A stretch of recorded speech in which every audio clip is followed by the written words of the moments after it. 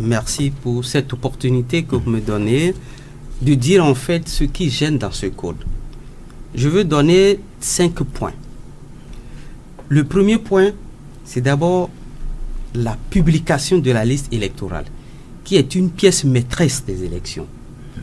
Vous imaginez, la loi dit, vous ne pouvez pas être candidat si vous n'êtes pas électeur. Donc si vous n'aviez pas votre nom sur la liste électorale, vous ne pouvez pas prétendre être candidat. Et on demande de déposer les dossiers de candidature avant la publication de la liste électorale. Vous ne savez même pas si vous êtes d'abord électeur. Et si vous le faites, s'il s'avérait que vous n'êtes pas éligible, eh bien, vous ne remplissez pas les conditions, votre parti ne peut plus vous remplacer, eh bien, la candidature est purement et simplement annulée. Je voudrais bien comprendre pour les téléspectateurs qui nous regardent. J'ai 18 ans, je sais que je suis électeur. Oui, mais il faut être inscrit, il faut avoir votre nom sur la liste électorale. Je devrais l'avoir.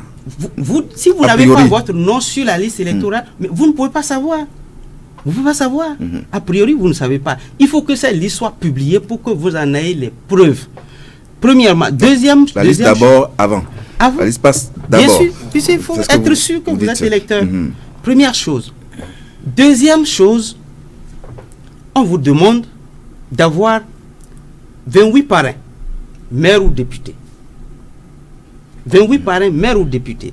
Pour ce qui est des démocrates. Et ces 28 députés doivent provenir d'au moins 3/5 des circonscriptions électorales. Absolument. Bon. Si vous prenez le cas des députés et du parti Les Démocrates, nous en avons 28 et proviennent exactement des 3/5 des circonscriptions électorales. Ça veut dire quoi?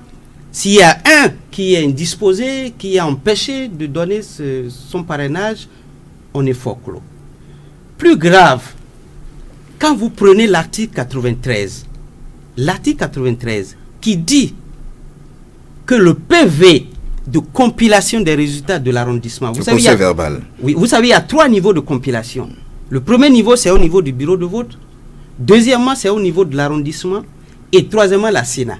Et la Sénat utilise les PV des arrondissements et non pas les PV des bureaux de vote.